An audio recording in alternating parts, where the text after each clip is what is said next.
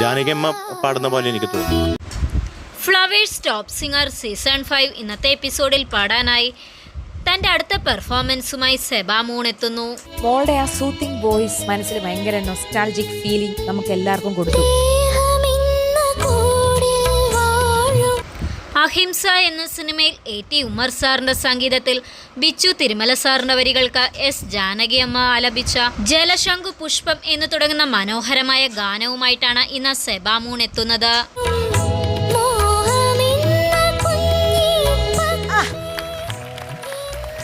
വിസ്മയിപ്പിക്കുന്ന പ്രകടനമാണ് flowers top സിംഗറിന്റെ 5ാം സീസണിലെ മത്സരാർത്ഥികളൊക്കെ വേദിയിൽ കാഴ്ചവെക്കുന്നത്.